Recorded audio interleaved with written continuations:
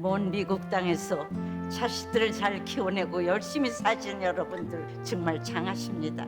안녕하세요. 전원주입니다. 전쟁도 가난도 겪은 우리 세대는 참 눈물겨운 세월을 살았죠. 아메리칸 드림을 이루기까지 여러분들의 세월이야 어떠셨겠습니까? 건강 관련 프로그램에 출연하면서 요즘 제가 깨달은 건요, 양 한 방을 잘 결합하는 게 최고의 건강 관리라는 겁니다. 클레버 케어, 메디케어 어드밴티지 플랜 아세요? 양방과 한방의 좋은 혜택들을 쏙쏙 뽑아서 제공해주는 똘똘한 플랜이더군요. 우리 한인의 건강 문화도 이해하고 실력 있는 한국 의사와 전문의를 척척 연결해 준다니 얼마나 똘똘합니까? 이제 우리도 똘똘한 클레버 케어 플랜으로 150까지만 사십시다.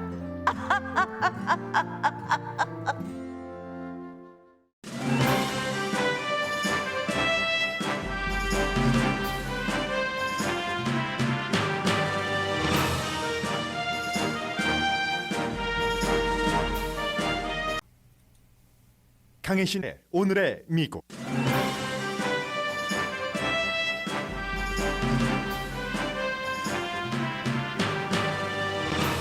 미국의 모든 언론은 윤석열 대통령 취임사에서 북한 언급한 것에 대해 주목합니다.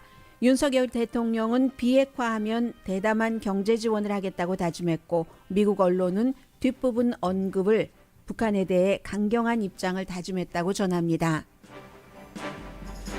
윤석열 대통령은 캠페인 당시 한국이 세계를 주도하는 국가가 돼야 한다고 강조했는데, 우크라이나 전쟁 이후 그 방향으로 나갈 수밖에 없는 입장에서 취임했습니다.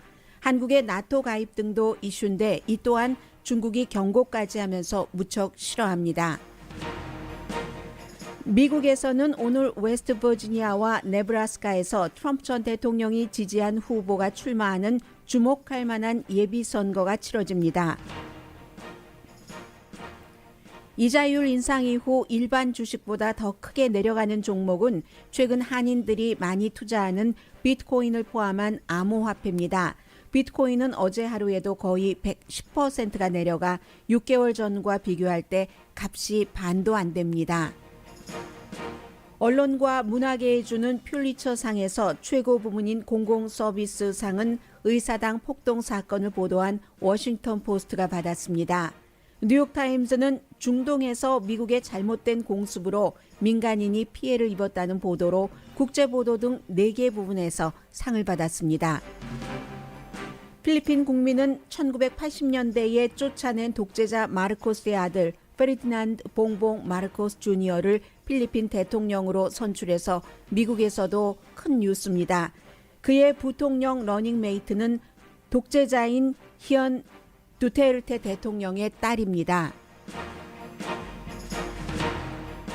여러분 안녕하십니까? 오늘의 미국 강혜신입니다. 어제 저희 저녁 뉴스를 통해서도 윤석열 20대 한국 대통령의 취임사를 여러분들께서 들으셨습니다. 저는 오늘 아침에 헤드라인을 읽을 때 원래 그 윤석열 대통령이 뭐 어렸을 때부터 부모님들도 다 윤석열이라고 부른다 해서 그렇게 본인이 얘기를 하다 어제 취임 선서할 때 보니까 대통령 윤석열 이렇게 바꾼 것 같아요. 뭐 정확하고 오늘 또 들어보면 알겠지만 해서 저도 윤석열이라고 원래 그 본인이 원했었던 대로 발음을 하다가 어제 취임사에서 윤석열이라고 저는 그렇게 들었거든요. 그랬기 때문에 그대로 발음하느라고 좀 힘들었습니다.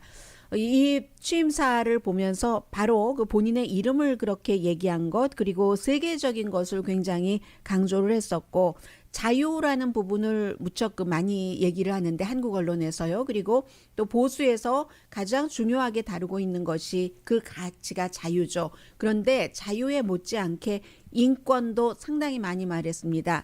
이 인권이라는 말은 한국에서 이제 진보 대통령이 들어오면 북한과의 관계 때문에 북한에 대한 인권을 얘기하지 못하니까 많이 빠져 있었는데, 어제는 자유와 함께 인권도 얘기한 것이 주목이 된다 생각을 하면서 그 취임사를 봤고요. 그리고 미국 매체는 이제 가장 중요한 매체 가운데 하나가 뉴욕타임스, 워싱턴 포스트, 월스트리트저널 이 세 개의 뭐 신문이라고 할 수 있는데 방송은 날아가 버리고 신문은 기록으로 남으니까요. 이 세 매체가 똑같이 약속을 했습니다. 약속하지 않은 약속이죠. 북한에 대해서 강경책이다라고 보도를 했습니다. 물론 뭐 캠페인 할 때부터 그렇고 우리가 다 알고 있는 내용이긴 합니다만은 얘기를 들어보시면요. 이 윤석열 그 대통령의 말을 한번 직접 들어보시겠습니다. 북한에 대해서 본인이 뭐 여러 문장이었지만 한 문장을 전해드리자면 이 같은 내용이었습니다. 저는 한반도뿐 아니라 아시아와 세계의 평화를 위협하는 북한의 핵 개발에 대해서도 그 평화적 해결을 위해 대화의 문을 열어놓겠습니다.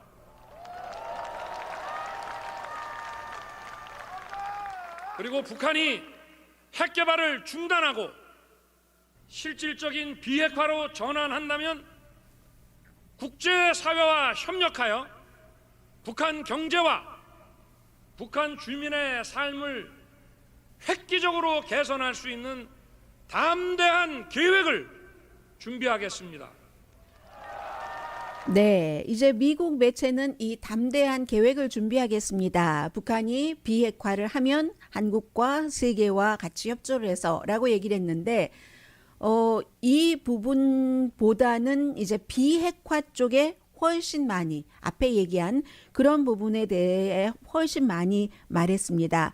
보수를 한국 그 외교 중심에 두면서 북한에 대한 정책에서 방향 전환을 했다. 뉴욕타임스의 지적입니다. 북한과 대화의 문이 열렸습니다. 전제를 하고 이 말을 했는데 대화의 문보다는 결국은 이제 그 북한 비핵화 하지 않으면 뭐 계속 제재를 한다는 뭐 그런 얘기입니다. 그래서 대담한 지원이지만 조건절이죠. 북한이 비핵화를 할 때. 그래서 윤석열 그 대통령의 가장 중요한 위기는 결국은 북한이다. 그러면서 이 뉴욕타임스도 바이든 대통령 행정부도 해야지 될 일이 있다. 그냥 우크라이나만 중요하게 생각하고 또 중국을 중요하게 생각하고 그저 가만히 놓아두고 봐서는 안 된다 하는 그 같은 이제 시선도 지적을 했고요. 또 그 밖에는 이제 한국 사회 내부의 갈등, 불화 이런 것을 인정을 하면서 과학, 기술, 혁신이 해결책이다. 물론 과학, 기술, 혁신이 해결책이라고 얘기하는 것은 그로 인해서 기회를 만들어서 기회를 못 가진 사람에게 뭔가를 해준다 하는 건데 고속그 성장의 기회를 열어준다는 건데 결국은 그 부분도 한국 혼자서는 할 수 없습니다. 이게 윤석열 당선자의 얘기입니다. 다 다른 나라와 협조를 해야지 되고 당장 이제 21일에 바이든 대통령이 가서 두 사람이 그 회담을 하게 된다면 미국과 여러 가지 해야지 될 일이 있잖아요. 기후변화에 대해서, 백신 제조에 대해서, 그 밖에 여러 가지 공동으로 해야지 될. 그렇게 함께 살아가야지 되고, 그리고 한국이 세계에서 정말 그 중요한 일, 책임 분담까지 하면서 해야지 된다. 세계 10위의 경제 대국이라는 것이 진정한 의미를 갖추려면 세계 속에서 세계의 지도국가가 돼야지 된다는 것이 뭐 저는 굉장히 그 귀에 들어왔었고요. 그리고 워싱턴 포스트 역시 마찬가지입니다. 북한과 비핵화 촉구를 하면서 이제 회담의 문이 열렸다 하는 거죠. 이 워싱턴 포스트는 문재인 대통령은 고별사에서 바로 전날 고별사를 했죠. 아주 그 특별한 케이스입니다. 물러나는 대통령이 그냥 물러나고 하는데 이 문재인 대통령은 그 전에 와서 이 바깥에 청와대 밖에서 많은 이제 그 아쉬워하는 사람들 앞에서 고별사도 하고 했는데 그 고별사에서 남북 대화와 평화 프로세스를 호소했다는 것을 얘기를 했고요. 그에 비해서 다음 날 이제 윤석열 신임 대통령은 자유와 인권 존중에 기반한 보편적인 가치, 국제규범이라는 말을 많이 했습니다. 그것을 적극적으로 보호하고 증진할 것. 여기에 대해서 중국이라고 얘기하지 않았지만 국제규범을 잘 지키지 않는 나라가 중국이 될 수도 있다. 뭐 이런 부분이었고요. 아무튼 세계 속의 한국 그런 것을 굉장히 강조를 했습니다. 윤석열 그 대통령의 얘기를 직접 자유, 인권, 공정, 연대의 가치를 기반으로 국민이 진정한 주인인 나라, 국제사회에서 책임을 다하고 존경받는 나라를 위대한 국민 여러분과 함께 반드시 만들어 나가겠습니다. 감사합니다.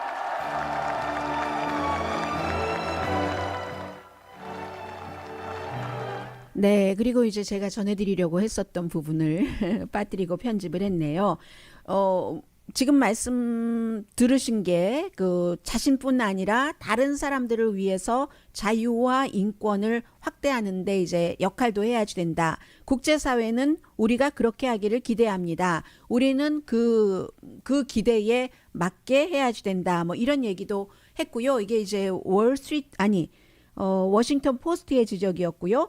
월스트리트저널 역시 마찬가지입니다. 비핵화를 하면 경제 지원을 하겠다. 아주 뭐 대담한 경제 지원이다. 이런 것을 제안을 했다고 하면서 북한에 대해서는 강경한 입장이다. 그로써 이제 바이든 대통령은 계속 우크라이나와 중국에 집중하는 것, 이게 윤석열 대통령에게는 도전이다. 이화대학교 북한학과의 박원곤 교수의 말을 인용을 해서 월스트리트저널이 지적을 했습니다. 그리고 일본의 하야시오 스마사 외무대신이 참석한 것, 이것은 이제 맨 앞에 취임사에서 뭐 싱가포르 대통령 와주신 분들께 감사한다라고 얘기할 때 언급이 됐습니다. 박근혜 전 대통령은 어제 제가 그 전에 스케줄대로 말씀을 드렸는데 문재인 대통령 부부 바로 전임 대통령이기 때문에 의자 꽃도 앞에 이렇게 놓고 화려하게 만들어 놨습니다. 오히려 현 대통령 좌석에는 꽃이 없었던 것 같은데요. 있었던가요? 그리고 박근혜 전 대통령은 같은 맨 앞줄 나란한 줄인데 문재인 대통령 부부와는 거리를 뒀습니다. 그래서 박근혜 전 대통령은 해외 대통령 이렇게 일본 외무대신 이런 사람들이 앉아 있는 쪽에 맨 앞줄에 같이 있었고요. 이제 그런 것, 일본의 하야시오 스마사 외무대신이 일본의 정치인으로서는 고위 정치인으로서는 지난 4년 만에 처음으로 한국을 방문한 고위 정치인이다 하는 지적도 했고요. 기시다 후미오 총리의 서신을 갖고 와서 나중에 취임사가 끝나고 나서 따로 윤석열 대통령에게 전했다고 월스트리트저널이 보도를 하고 있습니다. 아산정책연구소의 최은미 연구원은 참 일본과 관계를 개선하기를 원하는데 북한 문제라든가 여러 가지에 대해서, 그런데 일본에서도 그렇고 한국에서도 그렇고 반환하는 일본 사람들, 반이라는 한국 사람들, 그 감정을 넘지 못하면 절대로 국민적인 공감대 없이는 이 기본 입장에서 나갈 수가 없다. 대통령이라 할지라도 국민의 입장. 그런데 한국에서는 지난 5년 동안 반일 감정이 많았던 게 사실이죠. 그래서 그 점을 월스트리트저널이 지적을 합니다. 또한 중국의 경우는 사드 배치를 한다. 지금 이 입장은 약간 변한 것 같기도 하고요. 그런 것 때문에 중국은 그 사드를 배치하면 우리를 염탐한다. 꼭 한국이 미국과 안보적으로 가깝게 더욱 가까운 동맹이 되는 것 이외에도 우리를 염탐한다 하는 의미에서 중국이 싫어하잖아요. 그런 부분들 지적을 하면서 월스트리트저널도 역시 북한에 대해서는 강경책을 나갈 것이 분명하다 하는 것을 강조를 했습니다. 그리고는 이제 지금 세계화의 문제를 윤석열 대통령이 많이 얘기를 했는데 이 부분에 대해서는요, 사실은 문재인 대통령 당시에 신청을 해놨던 겁니다. 2019년도에 나토가 주도를 하고 있는 사이버 협력 방위센터 Cooperative Cyber Defense Center for Excellence라는 이 조직에 신청을 했는데 아직까지 받아주지 않았거든요. 그런데 최근에 나토가 받아줬습니다. 그래서 이제 가입을 하게 됐고, 이것은 중국이라든가 북한이 사이버 해킹 등으로 굉장히 많은 이득을 보고 있잖아요. 그래서 그런 여러 가지에 대비를 하고 서로 훈련도 하고 하는 건데, 여기에 가입을 승인을 했기 때문에 한국이 아시아에서 최초로 나토에 가입하는 국가가 될 것인가, 이 부분이 지금 굉장히 중요하고요. 중국은 굉장한 어조로 비난을 했습니다. 그래? 그러면 한국이 우크라이나와 같은 상황이 될 수도 있어. 우크라이나가 나토에 가입해서 러시아로부터의 위협을 다른 나라로부터 이제 그 보호를 받으려고 했기 때문에 러시아가 아니 우리에 가깝게가 아니라 나토에 가깝게 하고 침공을 한 것은 분명한 사실이잖아요. 중국이 똑같이 그렇게 경고를 했습니다. 4월 29일에 중국은 우리와 러시아와의 협력 관계는 너무나 대단하다 하는 것을 다시 한번 그 확인을 하고요. 그렇게 하고 한국에 경고를 했습니다. 그리고 이 한국은 한국, 일본, 호주 또 뉴질랜드가 6월 달에 마드리드에서 열리는 나토 회의에 참가국으로 초대를 받았죠. 해서 이제 이 점이 주목되는 것이고요. 우크라이나는 러시아의 공격을 받지 않기 위해서 나토에 가입하려고 그렇게 노력을 했는데 실패했고 러시아의 공격을 받았는데 한국은 핵을 갖고 있지 않기 때문에 핵을 갖고 있는 북한을 의식을 해서 결국은 이게 나토 가입의 수순인가. 그리고 시작은 이 윤석열 신임 대통령이 아니라 문재인 전임 대통령이 나토가 주도하는 다른 기구에 신청을 먼저 해놓은 것이고요. 또 하나는 이제 유럽연합과의 공통적인 어떠한 그 협력 같은 것. 한국은 일본보다도 더 유럽연합이 일본을 한국보다 조금 더 중요하게 생각할 수 있죠. 무역의 거래량이라든가 이런 것을 볼 때. 그런데 일본에 비해서도 정치적인 것 그리고 안보 경제 이 세 가지의 중요한 유럽연합의 협정을 다 체결한 국가는 일본이 아니라 한국입니다. 그런데 유럽연합도 러시아가 우크라이나를 침공하고 나서 한국과 더 가깝게 오려고 하는 거죠. 그리고 심지어 이제 인도와도 경제협력을 따로 체결하려고 하고 해서 이러한 것들 유럽연합에 한국도 액체 그 연료를 공급을 했잖아요. 그 러시아에서 많이 수입하지 못하면서 바이든 대통령이 뭐 한국이라든가 터키라든가 이런 나라의 협조를 요청을 했고 문재인 대통령 당시에 그렇게 그 유럽연합에 그 같은 에너지를 뭐 지원을 하기도 했습니다. 그래서 나토와의 관계, 유럽연합과의 관계 이런 것들이 이제 윤석열 그 대통령 직무를 시작하면서 더 어느 쪽으로 갈 것인가. 결국은 미국과 일본과 관계를 증진하면서도 그런데 이게 힘든 일이죠. 너무나 힘든 일이죠. 그래서 이제 사우스 차이나 모닝 포스트가 며칠 전에 지적을 했습니다. 아니 어떻게 중국에게 화를 면하면서 그런 일을 하기가 쉬운가. 뭐 중국과의 무역 거래를 조금씩 줄이면서 동남아시아로 확대를 해서 그 빈 공간을 메운다는 것이고 우크라이나 전쟁 이후에 한국은 이 안보 문제 때문에 나토와 가깝게 가고 아무튼 도전이 많은 거죠. 유럽연합과도 자유무역 등으로 가깝게 하려고 하면은 이게 힘든 거죠. 왜냐하면 중국과 거래하는 품목이 다르고 유럽연합과 거래하는 품목이 다르기 때문에 중국과 한국은 노동력을 기반으로 해서 수입을 할 때도 값싼 제품, 유럽에서는 비싸지만 중국에 없는 사치품 이런 것들 때문에 그래서 아주 어려운 국제 환경에서 윤석열 대통령이 취임했습니다.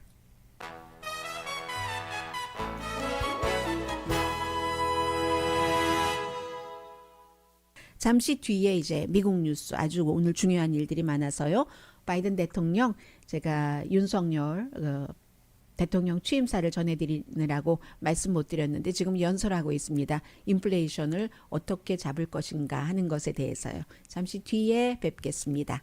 라디오 서울 방송 오늘의 미국 듣고 계십니다. 바이든 대통령이 인플레이션을 어떻게 잡는가 하는 것에 대해서 기자회견을 하고 있는데요. 제가 지금 그 텔레비전 연결이 안 돼서 인터넷으로 하기 때문에 약간의 그 시차는 있을 겁니다. 아마 텔레비전으로 보고 계시는 분이라면은요. 좀 얘기를 들어볼까요? 네. And I need to get 60 votes to be able to even pass them. Number one.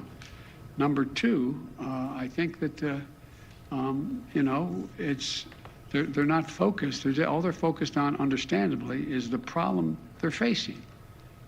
네, 항상 그 공화당은 지금 무엇이 문제인가 하는 그 문제적인 거기에 포커스를 두지만 실제로 이 문제를 해결하는 우리가 지금 처하고 있는 이런 것에는 조금 그 좀 미온적이다라는 것, 그러니까 집권당으로서 야당이 못하고 있다는 얘기를 하고 있습니다. 그래서 지금 미국의 경제 자체는 굉장히 도전이라는 것은 인정을 하고 있고요. Straightforward language.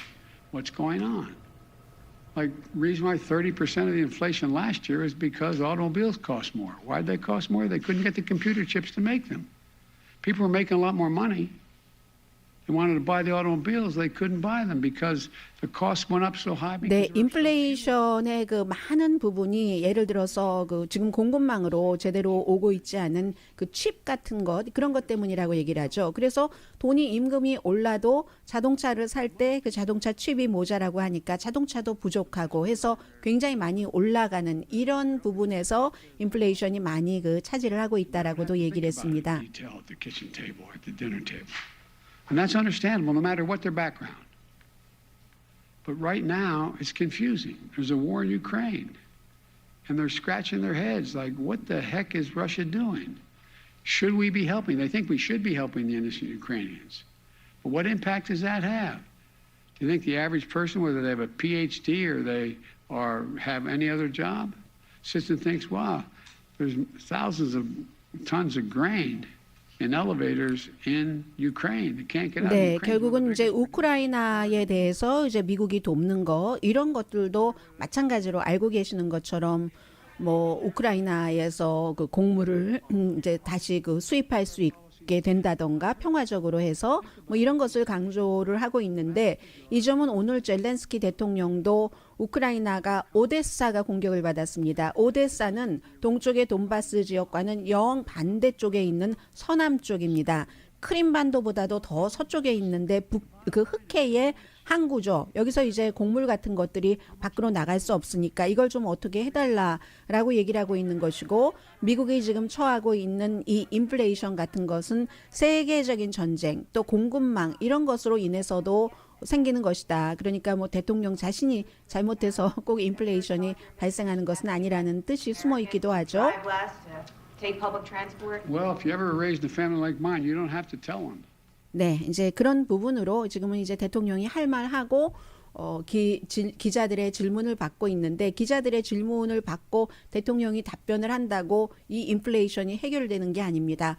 오늘 바이든 대통령이 기자회견을 한 그런 그 이유는 이 인플레이션이 일어나는 그 많은 그 외적인 요소 같은 것들도 얘기를 하고 그런 것들이 그 풀어질 때 인플레이션도 줄어들 수 있고 또 이제 공화당도 여기에 협조를 해야 된다. 뭐 이런 얘기요. 뭐 그런 얘기. 공화당 얘기 나오면 항상 바이든 대통령이 빼놓지 않는 것이 공화당 대통령이 트럼프 전 대통령 당시에 굉장히 세금을 많이 그 부자에 대한 세금을 줄여줬다. 이런 것이 경제와 어떻게 연관이 되는가 하는 것 등등도 얘기를 하고 있습니다.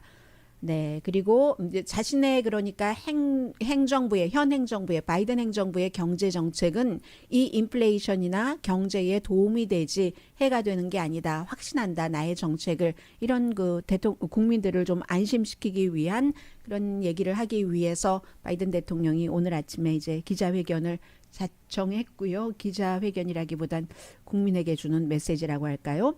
오데사 흑해 항구를 뭐 아주 그 좀 발전이 된 그런 그 미사일 공격으로 러시아가 했기 때문에 뭐 쇼핑몰도 부서지고 또 뭐 호텔도 부서진 정도가 아니라 뭐 거의 파괴됐던데요. 그런 상태라고 얘기를 하고 있고 또 푸틴에 대해서는 역사를 수정하고 있다. 어제 전승 기념일의 한 연설에 대해서 그런 얘기를 했고 오늘 아마 연방 하원은 추가로 400억 달러를 거의 400억 달러네요. 398억 달러를 지원하는 것에 합의를 했다고 발표를 했습니다. 바이든 대통령은 330억 달러를 요청을 했거든요. 그런데 연방 그 하원이 민주당이 다수당이죠. 대통령의 요청보다 더 많이 해주는 겁니다. 그리고 그 가운데 200억 달러 이상은 우크라이나에 대한 군사 지원입니다. 상원은 또 상원 나름대로 새로운 안 340억 달러 이것도 바이든 대통령이 요청한 것보다 많네요. 그 정도 그래서 이 가운데서 34억 달러가 인도주의적인 차원. 그렇기 때문에 상원이나 하원에서 지금 마련하고 있는 모든 것들이 결국은 군사적인 지원이 훨씬 많습니다. 우크라이나에 하는 지원이. 그리고 바이든 대통령도 보다 빨리 무기를 공급하겠다 하는 것을 계속 서약을 하고 있고요. 이게 이제 우크라이나 사태. 지금 벌써 우크라이나를 러시아가 침공한 지 77일째입니다. 오늘 77일째입니다. 그리고 미국의 중요한 내용을 좀 말씀드리자면 이제 미국의 정치 전쟁 예비 선거가 시작됐기 때문에요. 공화당이 예비 선거로 굉장히 분열되어 있습니다. 트럼프 전 대통령이 지지를 하는 사람들이 생기는데 트럼프 전 대통령이 지지하는 기준은 아주 딱 두 가지 아니면 한 가지라고도 말씀드릴 수 있는데 공화당 의원 가운데서도 1월 6일 의사당 폭동 사건에 대해서 이걸 조사해서 역사가 철저히 밝혀서 그 순수한 역사로 남겨야지 된다라고 주장하는 공화당 정치인들은 무조건 떨어뜨리기 위해서 그렇지 않은 반대의 시각을 가진 그런 후보들을 공식적으로 지지해오고 있습니다. 이게 이제 웨스트버지니아에서 일어나고 있는 일인데 웨스트버지니아 2지구의 연방 하원 의원 선거 데이빗 맥킨리와 알렉스 무니 두 사람 다 현재 하원 의원이에요. 그런데 지금 계속 지역구 조정이 있어서 이 두 사람이 겹치는 데서 나오기 때문에 한 사람만 당선될 수 있는 겁니다. 그런데 데이빗 맥킨리 의원은 제가 좀 전에 말씀드린 대로 의사당 의회 조사의원회에도 찬성을 했고 그러자 알렉스 무니 의원은 그거 안 돼.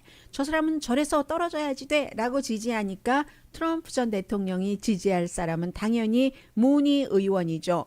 또 바이든 대통령의 기간 산업안도 지지를 했거든요. 맥킨리 의원이. 그러니까 안 된다는 겁니다. 해서 과연 두 사람 가운데 누가 이길 것인가. 민주당의 웨스트버지니아가 바로 연방 상원 의원 조 맨신 민주당이지만 공화당 같은 상원 의원이잖아요. 그 의원은 데이빗 맥킨리 의원을 지지를 했습니다. 그래서 조 맨신의 지지를 받는 또 많은 현역 공화당의 그 정치 아주 중요한 역할을 하고 있는 사람도 이 데이빗 맥킨리를 지지를 하고 있는데 그 사람이 이길 것인가 아니면 알렉스 문이라는 트럼프 전 대통령이 지지하는 사람이 이길 것인가 이게 그것이 알고 싶다인데요. 민주당의 그 조 맨슨 의원이 뭐라고 얘기하냐면 트럼프가 지지하는 알렉스 무니는 무니 사전에는 무니밖에 없다. 미밖에 없다라고 얘기를 하고 있는데 이제 결과가 나오겠죠. 또 네브라스카에서 두 개의 선거가 있습니다. 주지사 선거, 현 주지사가 임기 제한으로 안 나올 수밖에 없게 됐거든요. 못 나오게 됐으니까 세 사람이 민주당 의석을 가지고 싸우는데 한 사람이 트럼프 전 대통령이 지지하는 사업가입니다. 찰스 헙스터라는 사람이고 두 번째는 농부이기도 하고 대학 관계자이기도 한 짐 필렌 그리고 세 번째가 주 상원 의원인 브렛 린드스트롬이라는 사람인데 두 사람이 앞서갑니다. 트럼프 전 대통령이 지지하는 비즈니스맨과 농부면서 대학 관계자인 두 사람이 앞서가는데 그런데 이것도 갈려졌거든요. 트럼프 전 대통령은 찰스 헵스터라는 이 그 비즈니스맨을 지지하지만 현 주지사는 농부면서 대학 관계자인 짐 필런 후보를 지지합니다. 그러니까 이게 표가 갈려서 오히려 지금 뒤처져 있는 주 상원 의원인 브렛 린드스트롬이 당선될 수도 있다. 어부질이죠. 이 경우에는. 지금 그래서 주목되고요. 또 하나는 네브라스카의 이 지구의 그 연방 하원 의원인데 이 지역은 오마하를 포함하니까 오마하의 현인이 바로 그 워렌 버핏이잖아요. 그리고 민주당이 엿볼 수도 있는 곳입니다. 물론 아직까지 공화당이 강하지만 2020년 그 선거구 재조정 전에 바이든 대통령이 6포인트 차이로 이긴 곳이거든요. 그렇기 때문에 주목이 되는데 3선인 공화당의 댄 베이컨 의원이 당선될 가능성이 높고 여기는 이제 트럼프의 지지가 중요해서가 아니라 이렇게 민주당이 차지할 수 있는가 해서 중요한 겁니다. 그런 것이고요. 자, 이렇게 됐고 대체적으로는 지금 선거에서 공화당이 민주당과 다른 점은 민주당은 이번에 연방 그 대법원이 수십 년 지속해왔던 낙태의 합법화를 반대하고 주정부로 넘겨서 미국에서 반 이상의 주에서 당장 낙태가 불법화된다고 하니까 이걸 가지고 여성의 권리 그리고 어떻게 공화당이 지명을 하고 임명이 된 그런 연방 대법관들이 정치적이 돼버렸다. 이거 안 돼. 공화당 아주 틀렸어. 라고 얘기하면서 낙태를 이슈로 가져가려고 하고 공화당은 이슈를 다른 데로 돌리려고 합니다. 그래서 이제 뭐라고 얘기하냐면 공화당에서는 아니 이러한 내용들이 연방 대법관들이 아직 최종 판결을 하지 않았지만 초안이 이렇게 작성된 것이 이게 유출된다는 게 말이 돼? 누가 유출시켰어? 그 사람을 벌해야 돼. 이런 것에 집중을 하고 민주당은 지금 공화당 의원들이 연방 대법관들이 6명이 다 그렇게 똘똘 뭉쳐서 그렇단 말이지 연방 대법원도 공화당의 당이네. 연방 대법원이 아니라 이렇게 민주당은 거기에 포커스를 두고 있습니다.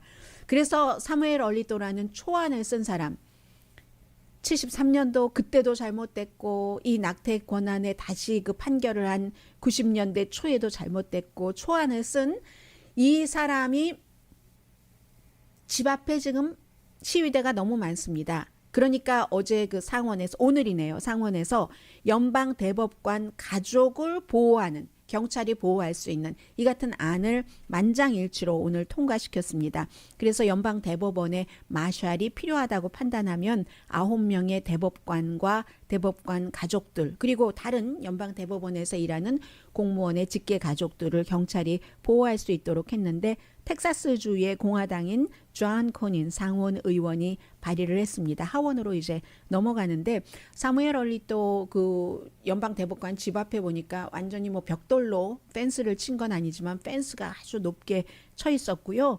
시위대들은 촛불 시위를 어제도 했는데 연락이 불가능하니까 우리가 집 앞으로 올 수밖에 없습니다. 지금 이런 얘기를 하고 있습니다.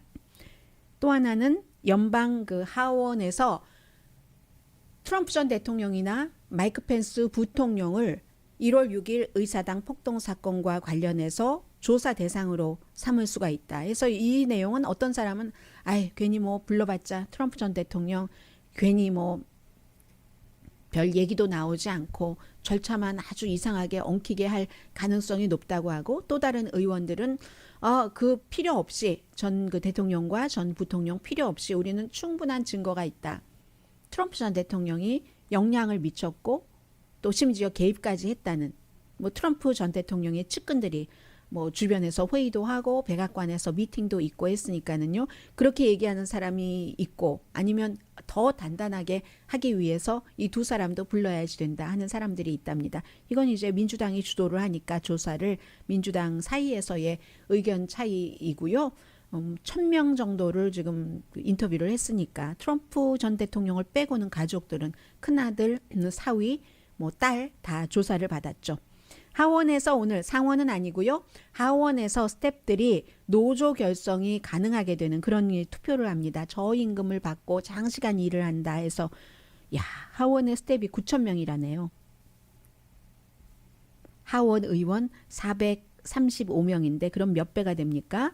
뭐 스태프들이 많잖아요. 한 의원당. 그리고 의원들 한 사람 한 사람이 입법기관인 것처럼 이 노조도 마찬가지예요. 그 의원 사무실마다에 다 다른 게 있기 때문에 일반 노조와는 조금 다르고요. 스태프들의 91%는 우리 어떠한 장치가 필요하다. 뭐 비일 내기에도 적은 돈을 받고는 일주일에 50시간, 60시간 일을 한다. 이런 얘기를 하는데 노조가 결성이 돼도 봉급과 혜택에 대한 협상 허용은 안 된다고 하니까 뭐 어떠한 그 내용인지는 잘 모르겠습니다. 어쨌든 낸시 펠로시 하원 의장이 민주당이니까 올해 9월 새로운 회계 연도가 10월 1일부터 시작이 되니까 그때부터는 최저 연봉을 45,000달러로 인상한다 하고 발표를 했고요. 상원은 상원 나름대로 달리하고 그리고 미국에서도요. 인턴이 봉급을 받은 게 의사당에서 2018년부터입니다. 그 이전에는 거기서 인턴으로 하는 것조차가 어떠한 이력, 대단한 이력이 되기 때문에 봉급도 안 줬어요. 그래서 노예제라고 착취한다고 많이 얘기를 했잖아요. 2018년부터 인턴들에게 이제 돈을 주고 있습니다. 그러면 이것도 또 뭐 돈 경제적으로 감당할 수 있는 집의 자녀만 의사당에서 인턴으로 일할 수 있다는 얘기가 되잖아요. 이런 일들이 미국에서 있고요. 잠시 뒤에 암호화폐 퓨리처상에 대해서 좀 말씀드리겠습니다.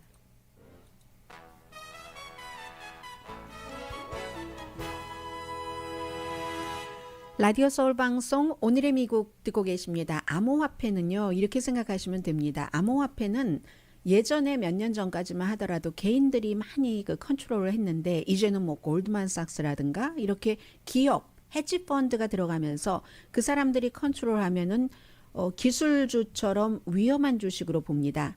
그렇기 때문에 이자율이 올라가고 투자를 할 때 이자 비용도 많이 들고, 그리고 기술주라는 게 그 하나의 이유가 있지만, 또 하나는 바로 뭐 제조업이라든가 상품처럼 성과를 내는 것이 아니기 때문에 그런 것들 때문에 요즘 많이 내려가고 있잖아요. 이 암호화폐는 그보다 더하면 더했지 덜하지는 않습니다. 요즘 돈 관련은 이자율 인상 이후에, 그리고 주변 환경도 굉장히 복잡하고 어수선하니까 달러만 올라가는 거죠. 비트코인이 뭐 일요일보다도 10%가 하락해서 어제 31,075달러 70센트였거든요. 11월 달 최고였을 때는 67,802달러. 그때보다 54% 줄어들었습니다. 반도 안 되는 거예요. 이더리움도 2,286달러 10센트, 월요일보다 뭐 거의 10% 정도 내려갔습니다. 그래서 암호화폐 가격에 아주 그 민감한 11개 종목으로 구성된 골드만삭스의 골드만삭스 베스켓 같은 경우도 어제 14% 폭락했습니다. 그리고 이제 지난 그 기준을 비슷한 시기에 S&P 500가 15% 하락했고, 나스닥이 27% 하락했고 6개월 동안이에요. 그랬을 때 이 골드만삭스의 베스켓 68%가 내려갔습니다. 엄청 많이 내려갔죠. 그런 현상. 그래서 금리 인상이 있을 것이다 하면서 이미 암호화폐는 정체되기 시작했는데, 일반 주가의 손실보다도 훨씬 손실이 크다. 뭐 배상금이나 기업 그 이익을 내지 않는 이런 투자는 항상 금리가 올라갈 때는 최악이라는 건 말씀드리고요. 퓨리처 상을 좀 말씀드리는데, 이것은 퓨리처 상을 어느 매체가 받았다 해서 전해드리는 게 아니라 그런 일이 있었지 하고 한번 되돌아보게 되고요.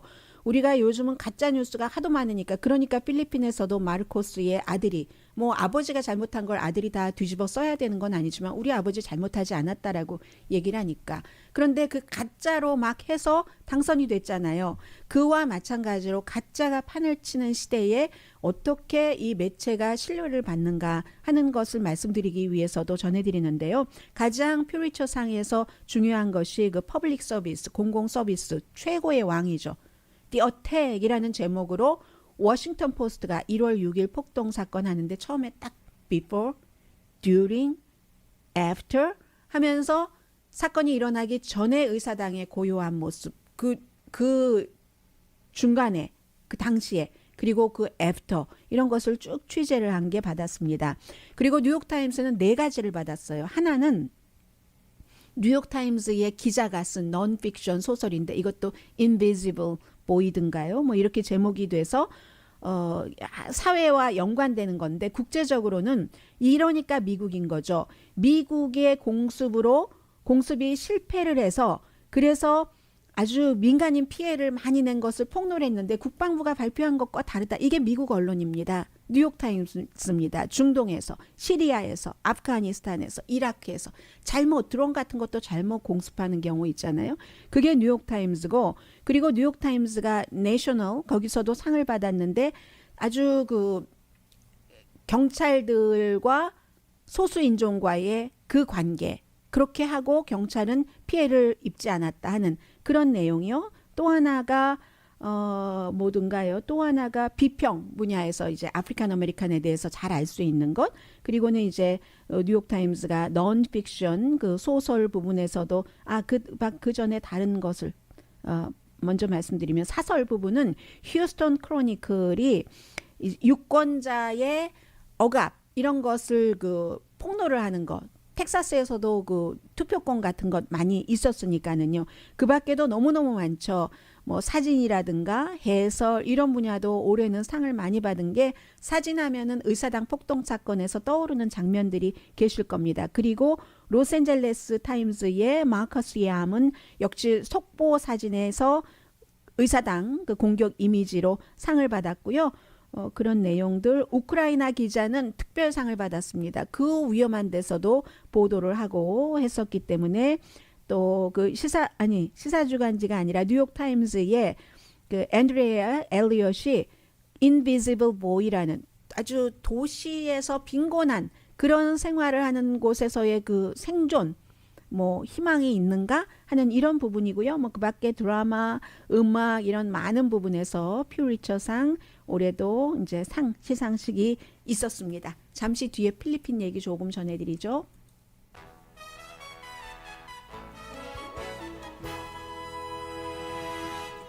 라디오 서울 방송 오늘의 미국 듣고 계십니다. 필리핀의 그 정치는 36년 전으로 돌아갔습니다. 마르코스 대통령 뭐 유명하고 이멜다 신발도 유명하고 그 당시에 이제 국민이 부패해서 무슨 국민혁명 이런 이름으로 해서 헬리콥터 타고 대통령궁에서부터 쫓겨났었죠. 그리고 5년 뒤에 엄마와 아들이 다시 필리핀으로 돌아옵니다.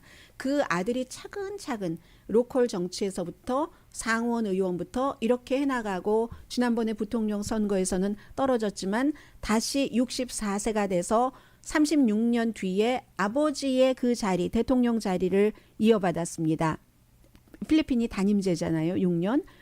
페르디난드 봉봉, 그 뭐 본인의 애칭처럼 돼 있는 봉봉 마르코스 주니어입니다. 이 사람이 그렇게 지난 6년 동안 유명했던 사람들에게 뭐 총을 쏴야 돼 뭐 이런 얘기를 했던 로드리고 두테르테의 뒤를 잇습니다. 그리고 로드리고 두테르스 국제재판소에 지금 뭐 마약 사범 총 쏘고 뭐 하는 이런 뭐 수천 명 숨지고 한 것에 대해서 재판이 계류됐기 때문에 그거를 국가에서 보호하겠다. 이게 마르코스 주니어가 한 얘기고 그리고 두테르테의 딸이 지금 어느 지역의 시장인데 이 마르코스 주니어의 부통령 후보 러닝메이트로 함께 뛰었습니다. 그래서 이 사람도 지금 당선이 확실하고 마르코스 주니어도 뭐 경쟁자와 2배 이상의 표를 받았다고 하는데 경쟁자는 인권 변호사입니다. 굉장히 젊은 사람들에게는 경쟁자가 아무튼 인기가 있었는데 People Power Revolution이라고 People Power 그 혁명으로 쫓겨났던 아버지에 대해서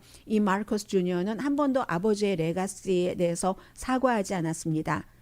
뭐 그리고 어떠한 형태로 이것을 가져왔냐면 지난달에 워싱턴 포스트가 굉장히 심층적으로 보도를 했는데 아주 오래 뭐 틱톡이라든가 유튜브라든가 하는 것으로 젊은 사람들은 마르코스 시대를 살아보지 않았잖아요. 아버지 대통령 하니까 그 독재가 그 당시에 왜 필요할 수밖에 없었는가 환상 아주 막 신화적으로 굉장히 잘해서 허구와 그 당시에 워싱턴 포스트의 표현이 허구와 현실의 경계를 모호하게 하기 위해서 소셜미디어의 힘을 가지고 독재 정권을 미화하는 아주 힙하기도 하고요. 화려하게 편집된 컨텐츠로 그렇게 했다. 그 당시에 살아보지 않은 사람. 그리고 현 대통령과도 이렇게 연관을 해서 어느 나라에서도 과거에 있었던 일이기도 합니다. 과거에 대한 또 나이 드신 분들은 지금 정권이 또 마음에 들지 않고 하니까 향수 같은 것도 불러일으키고 그렇게 해서 이제 필리핀에서 36년 만에 36년 전에 쫓아낸